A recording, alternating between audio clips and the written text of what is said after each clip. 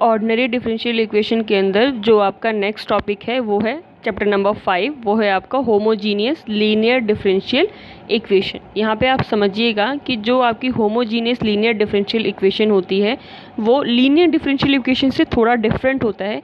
इसमें क्या होता है आपका कि जितने भी ऑर्डर का आपका y का डिफरेंशिएशन का टर्म होगा उसी ऑर्डर का आपका x उसके साथ में क्या होगा, मल्टीप्लाई होगा। जैसे आप यहाँ पे देख रहे हैं कि अगर मैं इस इक्वेशन की बात करती हूँ तो nth ऑर्डर का dny अपॉन dx की पावर n है, तो यहाँ पे आप देखिए x की पावर n उसके साथ में क्या है आपका मल्टीप्लाई। फिर n-1 ऑर्डर का यहाँ पे y का डिफरेंशिएशन वाला टर्म है आपका, तो क्या मल्टीप्लाई है आपका यहाँ पे x की पावर n-1 आपका यहाँ पे मल्टीप्लाई में है। प्लस इसी तरीके से हमारा प्रोसेस है और यहाँ पे हमारा देखिए y है, फर्स्ट 0 ऑर्डर है, इसका कोई डिफरेंशिएशन नहीं है, तो यहाँ पे क्या है आपका x की पावर 0 मल्टीप्लाई में है आपका। तो ये जो फॉर्म पूरा आपका बना हुआ है इस फॉर्म को ही हम क्या कहते हैं, होमोजीनियस लीनियर डिफरेंशियल इक्वेशन, जो कि बहुत ज़्यादा इंपॉर्टेंट है। इसमें भी आपको सब कुछ सेम जैसे आप चैप्टर नंबर 4 में पढ़ते हुए आए हैं कि हम लीनियर डिफरेंशियल इक्वेशंस में क्या करते थे, ऑक्सिलरी इक्वेशन बनाते हैं सिंबॉलिक फॉर्म में कन्वर्ट करने के बाद, फिर हम क्या करते हैं उसका कम्प्लीमेंट्री फंक्शन निकालते हैं, फिर हम उसका पर्टिकुलर इंटीग्रल निकालते हैं। हर मेथड के लिए अलग अलग हमारा प्रोसीजर होता है सॉल्व करने का। सब कुछ इसमें आपका सेम है, बस स्टार्टिंग के इसमें 5-6 स्टेप्स आपके जो है वो अलग है। उसके बाद आपका सेम चैप्टर नंबर 4 की तरह ही आपका जो क्वेश्चन है वो सॉल्व होना है। अब इसमें जो मेथड है, मेथड ऑफ सोल्यूशन जो इसका है उसको आप समझिएगा कि किस तरीके से इसको हमने सॉल्व करना है। यहाँ पे जो आपका लेफ्ट हैंड साइड में है, लेफ्ट हैंड साइड में जो आपका होमोजीनियस का टर्म है उसमें ये चीज़ ध्यान रखिएगा कि आपको अगर होमोजीनियस नहीं दिया हुआ बट हर dy/dx के साथ में आपका x में मल्टीप्लिकेशन है तो उसको आप होमोजीनियस बना लेंगे। अगर यहाँ पे सपोज आपका x की पावर n की जगह पे x की पावर यहाँ पे n-1 दिया हुआ है, यहाँ पे आपको n-2 दिया हुआ है, तो आप क्या करेंगे पूरी इक्वेशन में आप x से मल्टीप्लाई करके या x से डिवाइड करके जैसे भी आपका टर्म दिया हुआ है उसी के अकॉर्डिंगली हम उसको होमोजीनियस में कन्वर्ट करेंगे एंड देन हम उसको क्या करेंगे, सॉल्व करेंगे। क्योंकि जो चैप्टर नंबर 4 था जो आपका लीनियर डिफरेंशियल इक्वेशन का चैप्टर है उसमें कभी भी आपका dy/dx के साथ में x का मल्टीप्लिकेशन नहीं था, वहाँ पे सिंपल आपका या तो कांस्टेंट मल्टीप्लाई था या तो वो आपका अकेले dy/dx की फॉर्म में आपको लिखा हुआ था। अब इसमें आप प्रोसीजर समझिएगा कि सॉल्व कैसे करना है। आपने जहाँ पर भी आपको x दिखाई देगा आपने क्या करना है, राइट हैंड साइड में जहाँ पर भी आपको x दिखाई देगा उसकी जगह पे आपने क्या करना है, e की पावर z पुट करना है। फिर आप देखिए अगर आपको log x दिखाई दे रहा है, x दिखाई दे रहा है, तो आपने क्या किया, दोनों तरफ log ले लिया, तो क्या हो गया आपका log x इक्वल टू क्या हो गया, log e की पावर z। फिर आपका z आगे आ गया तो ये क्या हो गया आपका log e, जो कि प्रॉपर्टी होती है, log e आपका 1 होता है तो ये आपका z आ गया, मतलब x इक्वल टू e की पावर z होगा और log x का वैल्यू क्या होगा आपका z होगा। अब इस log x equal to z को आप क्या करिए, x के रिस्पेक्ट में डिफ्रेंशिएट कर दीजिए। तो आप देखिए dz/dx की वैल्यू क्या आ गई आपकी, 1/x आ गई। अब आपको चाहिए क्या, आपको dy/dx में टर्म चाहिए, तो आप dy/dx को z की फॉर्म में कन्वर्ट करोगे। तो dy/dx को अगर मैं z की फॉर्म में कन्वर्ट करूँ तो क्या आएगा, dy/dz इंटू में dz/dx। dz/dx की वैल्यू अभी मैंने ऊपर निकाली, वो क्या आ रही है मेरी 1/x, मैंने यहाँ पे पुट कर दिया, तो 1/x इंटू में क्या हो गया मेरा dy/dz हो गया। अब आप देखिए जो ये आपका x है इसको आपने उठा के यहाँ पे कर दिया, तो x इंटू में dy/dx की वैल्यू क्या आ गई आपकी, dy/dz आ गई। अब आप समझिए कि ये जो है आपका x इंटू में dy/dx ये क्या हो गया, होमोजीनियस हो गया आपका फर्स्ट ऑर्डर में, कि यहाँ पे x की पावर भी आपकी 1 है और dy/dx भी आपका क्या है, फर्स्ट ऑर्डर है। तो x इंटू में dy/dx की जगह मैंने क्या रखा, dy/dz रख सकते हैं। अगर मैं dy/dz को इस चैप्टर में अगर मैं dy/dz को कैपिटल D ले लेती हूँ तो मेरा क्या होगा कि x इंटू में dy/dx की वैल्यू क्या आ गई मेरी, dy आ गई। मतलब जहाँ पर भी आपको x इंटू में dy/dx दिखाई देगा आप उसकी जगह पे क्या पुट करोगे, dy पुट करोगे। बट यहाँ पे जो आपका d है वो क्या है आपका, d जो है आपका वो dy/dz रहेगा, मतलब हम z के रिस्पेक्ट में अपने क्वेश्चन को जो है वो सॉल्व करेंगे, ना कि x के रिस्पेक्ट में। आप सोचिए कि अगर आपको x² d² y/dx² दिया है तो हम उसकी जगह पे क्या पुट करेंगे।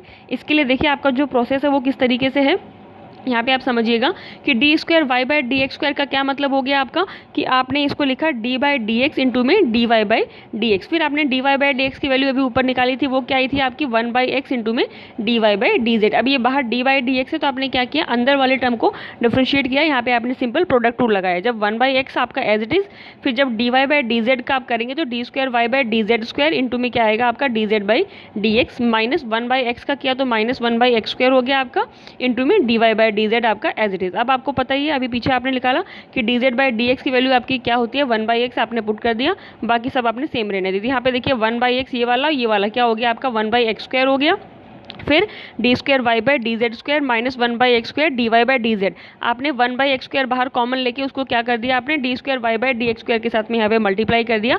अब ये टर्म आपकी बची। अब आपको पता है डी बाई डी जेड आपने डी लिखा तो D square upon D Z square की जगह पे आप क्या लिखोगे, डी स्क्वायर लिखोगे। मतलब ये आपका क्या हो गया D square minus D into में क्या हो गया वाई, डी कॉमन ले लिया आपने तो आपका क्या बन गया डी इंटू में डी माइनस 1 इंटू में वाई बन गया। मतलब X square D square Y by D X square की जगह पे आप क्या रख रहे हो, डी इंटू में डी माइनस 1 रख रहे हो, जहाँ पे डी क्या है आपका डी बाई डी जेड है। ये हमेशा आपने याद रखना है होमोजीनियस लीनियर डिफरेंशियल इक्वेशन की टर्म्स में।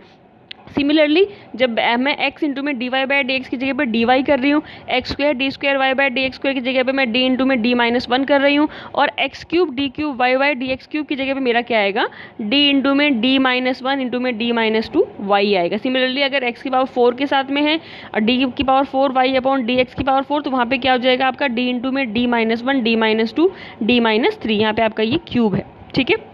इस तरीके से आपने करना है। और उसके बाद जो भी आपका राइट हैंड साइड में जो भी आपका x का फंक्शन होगा उसको भी क्या करोगे आप z में कन्वर्ट करोगे। मतलब जो आपकी होमोजीनियस लीनियर डिफरेंशियल इक्वेशन जो गिवन है अगर वो D Y by D X के फॉर्म में है, अब क्या करोगे उसको आप D Y by D Z के फॉर्म में कन्वर्ट हो गई है और उसको आप z की रिस्पेक्ट में ही पूरे क्वेश्चन को आपने क्या करना है सॉल्व करना है। और बाद में जो आपने यहाँ पे z और x में जो रिलेशन आपने यहाँ पे देखा है कि x इक्वल टू ई की पावर z होता है और लॉग x आपका क्या होता है z होता है, इसी रिलेशन का यूज़ करके आपने z की जगह पे दोबारा से x को पुट कर देना। तो यहाँ पे आप क्वेश्चन के थ्रू समझिएगा कि किस तरीके से हमें करना है। आप देखिए X square D square Y by D X square minus X D Y by D X minus 3 Y equal to क्या दिया हुआ है एक्स स्क्वायर लॉग एक्स। मैंने क्या बताया आपको, सबसे पहले आपने क्या करना है एक्स की जगह पे ई की पावर जेड पुट करना है, फिर जेड इक्वल टू क्या होगा आपका लॉग एक्स होगा। एक्स इंटू में डी बाई डी एक्स की जगह पे आपको कैपिटल डी पुट करना है, X square D square Y by D X square की जगह पे आपको क्या करना है डी इंटू में डी माइनस 1 इंटू में वाई, अगर आपका वाई का टर्म दिया हुआ है तो आपने वो पुट करना है। प्लस जहाँ पे भी आपका राइट हैंड साइड में एक्स है उसको क्या करना है आपने जेड में कन्वर्ट करना है, ठीक है। तो देखिए X square D square Y by D X square की जगह मैंने क्या पुट कर दिया डी इंटू में D minus 1, X D Y by D X की जगह मैंने क्या पुट कर दिया डी माइनस 3 और वाई मेरा बाहर आ गया। अब अगर मैं ये देखूँ कि एक्स इक्वल टू क्या होता है मेरा ई की पावर जेड होता है, तो आप समझिएगा अगर मैं इसका स्क्वायर करती हूँ तो यहाँ पे भी मेरा क्या होगा इसका होल स्क्वायर हो जाएगा। होल स्क्वायर का मतलब क्या हो गया ई की पावर 2z हो गया। तो यहाँ पे मेरी पूरी टर्म ये ऐसी आ गई, यहाँ पे मैंने क्या किया ई की पावर z का होल स्क्वायर किया और log x मैंने पीछे आपको बताया log x क्या हो जाएगा मेरा z हो जाएगा। अब इसके बाद सेम आपका D square minus D minus 3 into में वाई इक्वल टू क्या हो गया ई की पावर 2z इंटू में z।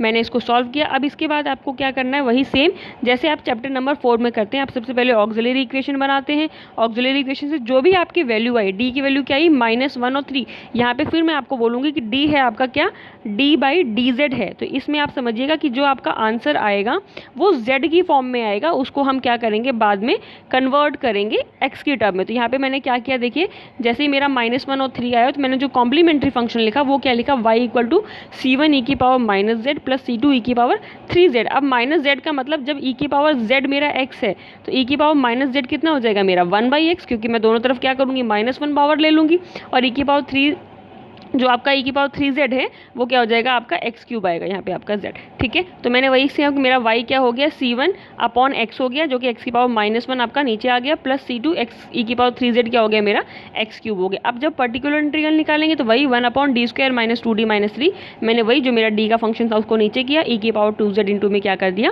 z कर दिया। अब ई की पावर 2z को मैं क्या करूँगी राइट हैंड साइड से लेफ्ट हैंड साइड में करूँगी और प्लस d की जगह पे क्या पुट कर दूँगी d+2। तो यहाँ पे क्या हो गया d+2 यहाँ पे भी कर दिया यहाँ पे कर दिया, इसको सॉल्व किया पूरा मेरा क्या आ गया D square plus 2d minus 3। अब आपको z जो है ये x की तरह ही हम ट्रीट करें तो यहाँ पे क्या लगेगा मेरा बाइनोमियल जो एक्सपेंशन मुझे लगाना होता है वो लगेगा। तो सिंपल आप देखिए यहाँ पे क्या किया मैंने -3 बाहर कॉमन ले लिया। जैसे ही मैंने -3 बाहर यहाँ पे कॉमन ले लिया मेरा अंदर क्या बचेगा 1 -2d/3 minus D square by 3 into में क्या आ गया z। अब मैं ऊपर टर्म सारी लेके जाऊंगी -1, मैंने सिंपल यहाँ पे अपना बाइनोमियल लगाया, बाइनोमियल नंबर लगा के मैं क्योंकि z है तो सिर्फ मैं डी स्क्वायर की मुझे ज़रूरत नहीं है, सिर्फ मैं d तक इसको सॉल्व करूँगी। z को 1 से मल्टीप्लाई किया 2d से किया तो z का डिफरेंशिएशन, क्योंकि z क्या है मेरा आपको पता है d क्या है मेरा d बाई डी जेड है, तो z का जब मैं यहाँ पे डिफरेंशिएशन करूँगी इसके रिस्पेक्ट में तो मेरा क्या आ जाएगा 1 आ जाएगा। तो सिंपल क्या बचा मेरा 2/3 बचा। अब इसके बाद आपको करना क्या है, यहाँ पे जो z का फंक्शन है उसको x में आपने कन्वर्ट करना है। तो आपको पता है कि e की पावर 2z की जगह पे आप क्या लिखोगे, x² लिखोगे, क्योंकि z इक्वल टू क्या होता है आपका log x होता है। तो z की जगह पे मैंने क्या पुट कर दिया, log x पुट कर दिया, बाकी मेरा सेम। तो ये मेरा क्या आ गया, पर्टिकुलर इंटीग्रल आ गया। अब आपको पता है कंप्लीट सोल्यूशन क्या होता है आपका, जो आपका complementary function plus particular integral. तो आपने सिंपल देखिए क्या करना है, दोनों को प्लस करना है। ये क्या आ गया आपका आंसर आ गया। बहुत इंपॉर्टेंट है और ईजी भी है, इसको ध्यान से आप लोग सारे करिएगा। एक और क्वेश्चन आप समझिए, ये थोड़ा बहुत ज़्यादा बड़ा कह सकते हैं इस क्वेश्चन को, पर इंपॉर्टेंट है। x² d² y/dx² - 3 dy/dx plus y equal to, ये पूरी की पूरी आपको टर्म दी हुई है, इसको ध्यान से समझिएगा आप।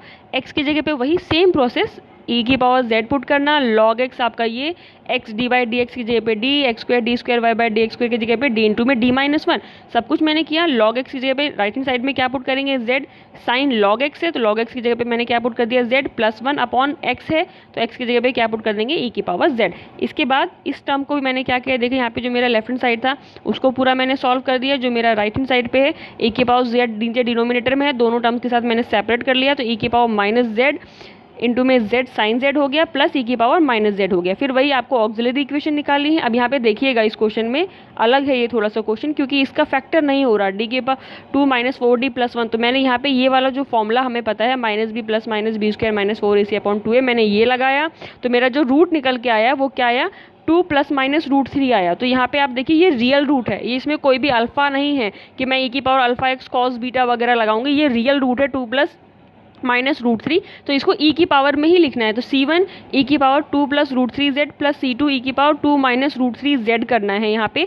फिर यहाँ पे थोड़ा सा मैंने इसको सिंप्लीफाई किया है, क्योंकि e की पावर 2 + √3z है तो मैंने क्या किया, e की पावर 2z इंटू में e की पावर √3z कर दिया, अलग अलग कर दिया इसको। अब आपको पता है e की पावर 2z की जगह पे मैं क्या लिख सकती हूँ, x² लिख सकती हूँ। तो यहाँ पे देखिए मैंने उसी की जगह पे क्या किया है, ये x² लिख दिया है।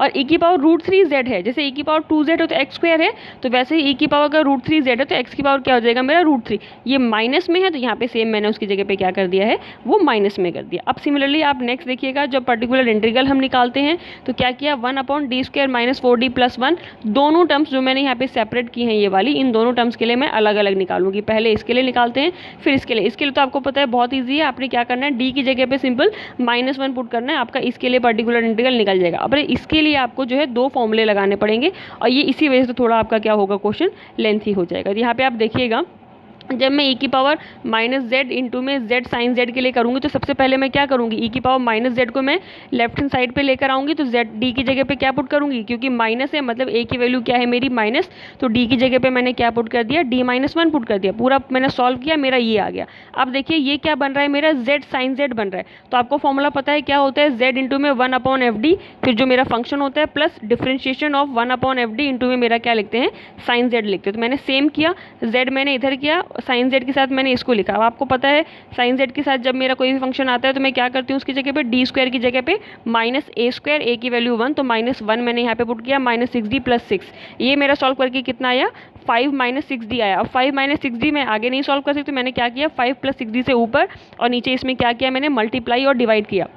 ऊपर तो मेरा 5 + 6d रहेगा, नीचे क्या हो जाएगा 5 - 6d और इंटू में 5 + 6d रहेगा। तो मैंने a - b a + b कर दिया, तो क्या हो गया a² - b²। तो मतलब a² का मतलब 5 का स्क्वायर 25, 6d का स्क्वायर मतलब 36d²। फिर यहाँ पे दोबारा से आप क्या करोगे, d² की जगह पे, अभी मैं इसी साइड का आपको बता रही हूँ कि d² की जगह मैंने क्या पुट कर दिया, -1। तो d² की जगह पे जैसे मैंने -1 पुट किया, मेरा क्या हो गया 36 हो गया। तो सिंपल ये मेरा क्या हो गया, 25 + 36 कितना हो गया 61। अब इसमें आप समझिएगा इस चीज़ को थोड़ा सा, कि जो मेरा साइन z है, मैंने साइन z को क्या किया, अंदर मल्टीप्लाई किया, 5 के साथ किया तो मेरा सिंपल रहेगा 6d है, d और साइन z है। तो आपको पता है साइन z मतलब d का मतलब d/dz, साइन z का अगर मैं डिफ्रेंशिएशन करूँगी तो क्या हो जाएगा मेरा, वो cos z हो जाएगा। तो यहाँ पे इस पोर्शन का आपका जो है वो पर्टिकुलर इंटीग्रल यहाँ पे मेरा सॉल्व हो गया। अब मैं इस साइड पे आती हूँ, यहाँ पे देखिएगा d/d डिफरेंशिएशन करना है आपको, तो क्या होगा 1/d² - 6d + 6 का करेंगे तो क्या होगा आपका, ऊपर जाएगा d² - 6d + 6 की पावर क्या होगा आपका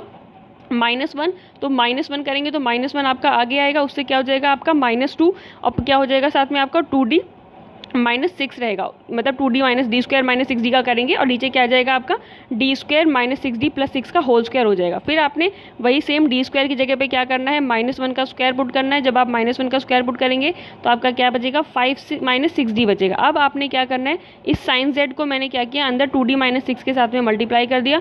2d के साथ किया साइन z का, तो क्या हो गया मेरा cos z हो गया, डिफ्रेंशिएशन 6 के साथ मेरा सिंपल रहा। अब यह 5 माइनस 6d का जो होल स्क्वायर है, मैंने यहाँ पे क्या किया, दोनों टर्म्स के साथ इसको सेपरेट कर लिया है।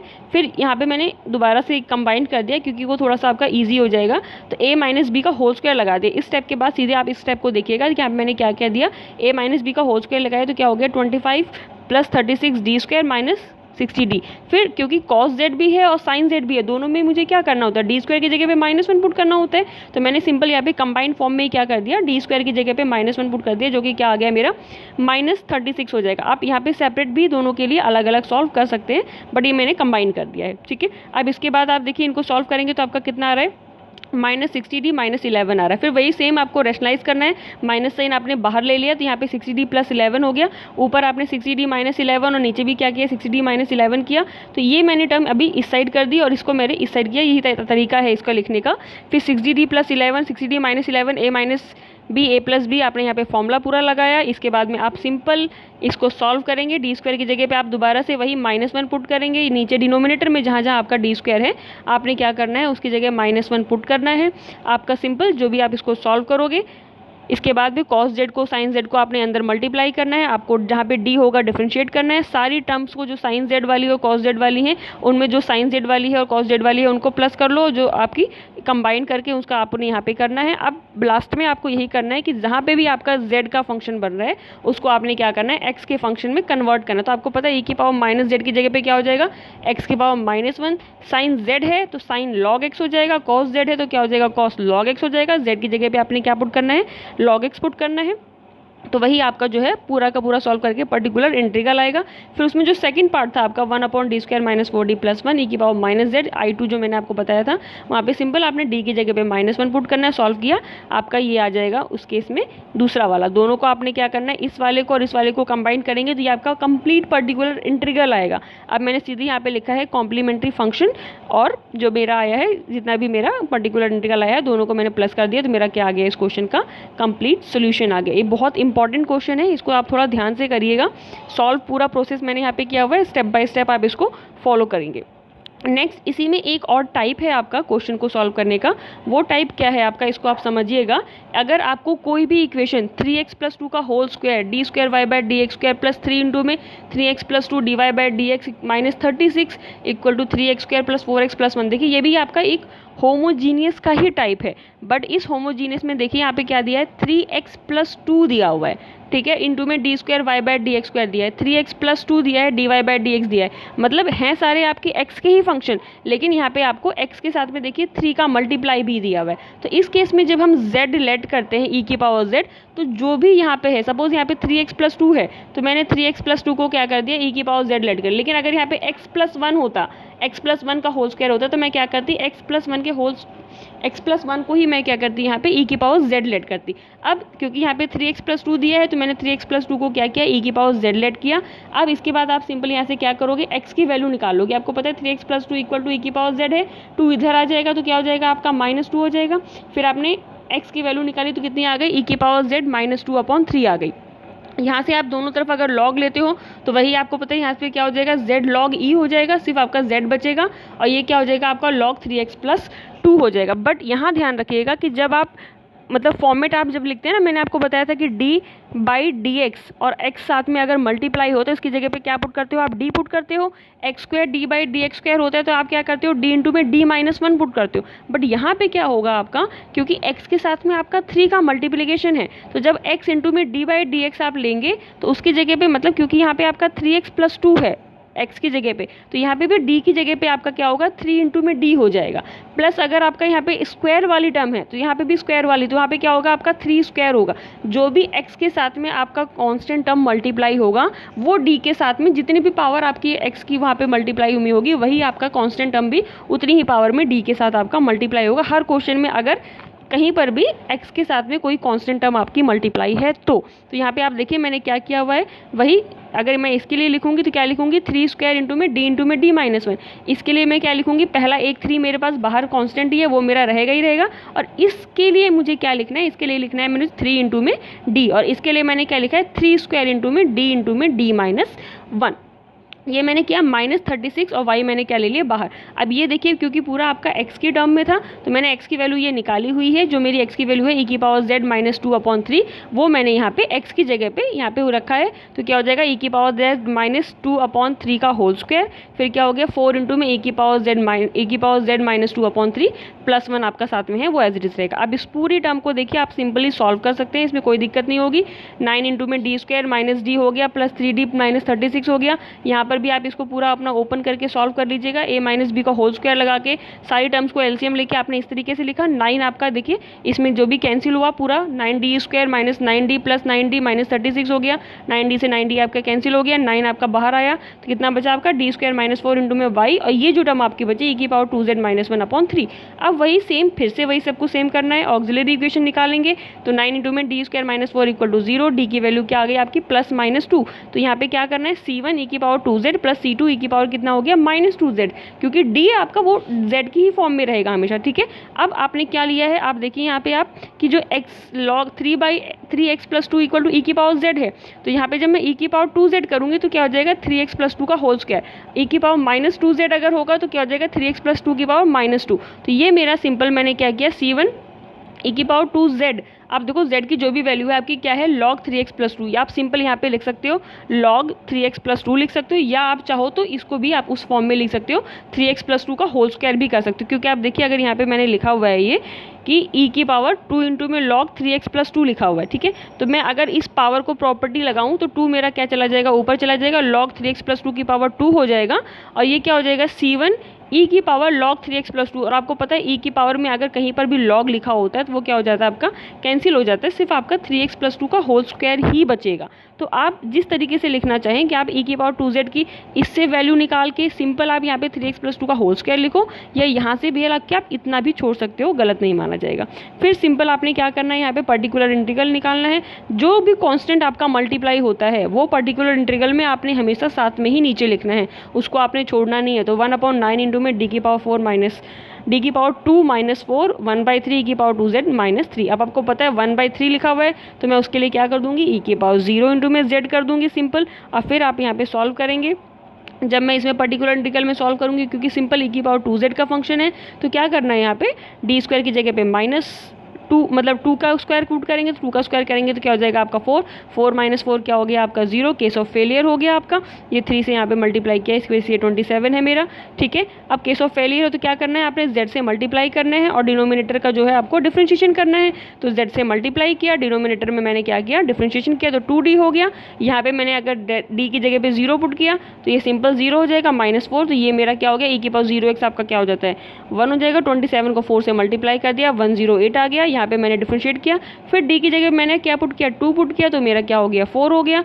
27 को 4 से मल्टीप्लाई किया तो मेरा अब जो पर्टिकुलर इंटीग्रल निकल के आया वो कितना आया मेरा z/27, ये पूरा निकल के आया, ठीक है। अब सिंपल आप देखिए z की जगह पे आपने वही log पुट कर देना है, जो भी आपका है x की टर्म में आप उसको निकालते हैं। तो z की जगह पे मैंने देखिए क्या कर दिया log 3x + 2 पुट कर दिया, और e की पावर 2z की जगह पे यहाँ पे देखिए 3x + 2 का होल स्क्वायर पुट कर दिया है। अब सिंपल आपको जो कंप्लीट सोल्यूशन निकालना है दोनों को आपने क्या करना है प्लस कर देना है, आपका जो है आंसर आएगा, मतलब complementary function plus particular integral. ये इंपॉर्टेंट है, इसमें बस आप ये ध्यान रखिएगा कि जब भी आपका x के साथ में जो भी मल्टीप्लाई में है वो कांस्टेंट आपका उसी पावर के साथ में यहाँ पे d में आपका मल्टीप्लाई होता है, अगर नहीं है तो नहीं होगा। मतलब अगर आपका x + 1 दिया हुआ है तो आप मल्टीप्लाई नहीं करेंगे कोई भी कांस्टेंट, क्योंकि आपका यहाँ पे कुछ भी नहीं मल्टीप्लाई रहेगा। आई थिंक सभी को क्लियर है ये चीज़। Thank you so much.